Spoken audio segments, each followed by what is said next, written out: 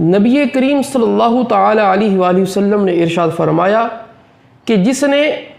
اللہ کی رضا کے لیے حاصل کیا جانے والا علم دنیا کمانے کے لیے حاصل کیا تو بروز قیامت ایسا شخص جنت کی خوشبو بھی نہیں پائے گا۔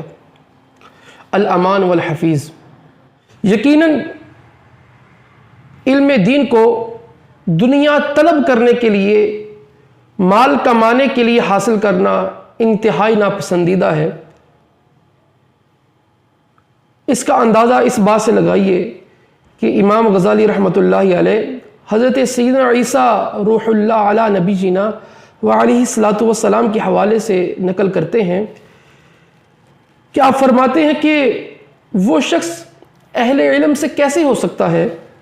کہ جس کا سفر آخرت کی طرف ہو اور اس کی توجہ دنیا کی طرف ہو۔ اور اسی طرح سیدنا مالک بن دینار رحمۃ اللہ علیہ آپ فرماتے ہیں کہ میں نے سابقہ کتابوں میں یہ پڑھا ہے کہ اللہ تعالیٰ فرماتا ہے جو عالم دنیا سے محبت کرتا ہے میں اسے سب سے کم یہ سزا دیتا ہوں کہ اس کے دل سے اپنی مناجات کی لذت کو نکال دیتا ہوں۔ اللہ اکبر۔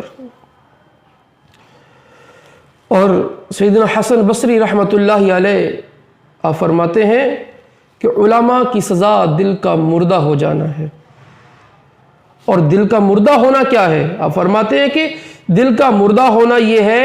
کہ آخرت کے عمل کے بدلے دنیا طلب کی جائے۔ تو علم دین کے بدلے دنیا طلب کرنا کتنی بڑی سزا ہے اس کی کہ دل مردہ ہو جاتا ہے۔ علم دین کے بدلے دنیا کو طلب کرنا، اس سے دل سے اللہ کی جو مناجات ہے، اللہ کا جو ذکر ہے، اس کی جو لذت ہے وہ نکل جاتی ہے۔ اور حضرت یحییٰ بن معاذ رازی رحمۃ اللہ علیہ تو یہ بھی فرماتے ہیں کہ علم و حکمت کا نور، علم و حکمت کی چاشنی یہ اسی وقت چلی جاتی ہے کہ جب اس علم کو دنیا طلب کرنے کے لیے حاصل کیا جائے، جب اس علم کو دنیا کا مال کمانے کا ذریعہ بنا دیا جائے تو علم کی جو حکمت ہوتی ہے، علم کی جو دانائی ہوتی ہے، اس کی جو چاشنی ہوتی ہے، اس کی جو لذت ہوتی ہے، اس کا جو نور ہوتا ہے وہ رخصت ہو جاتا ہے۔ لہذا علم دین کے طالب اور علماء کے لیے یہ مقام غور ہے کہ ان کا علم حاصل کرنا،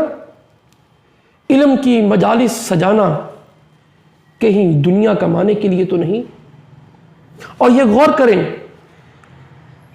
کہ اگر آج دل اللہ کے ذکر کی لذت سے محروم ہے، کہیں اس وجہ سے تو نہیں کہ علم کو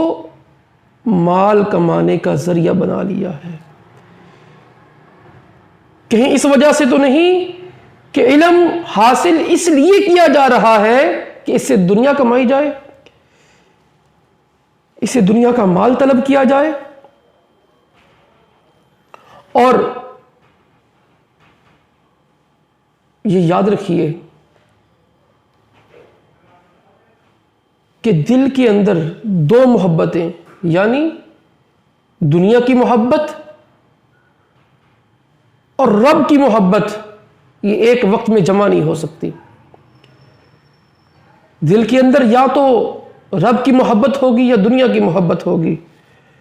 تو اس لیے اپنے دل کا محاسبہ کریں، اپنا محاسبہ کریں، اور محاسبہ کرتے ہوئے اللہ کی بارگاہ میں سچی توبہ کریں اور عزم مصمم کریں کہ آئندہ سے انشاءاللہ عز و جل علم دین کا حصول، علم کی مجالس کو سجانا، یہ سارے کا سارا عمل صرف اس لیے ہوگا کہ اے میرے رب تو راضی ہو جا۔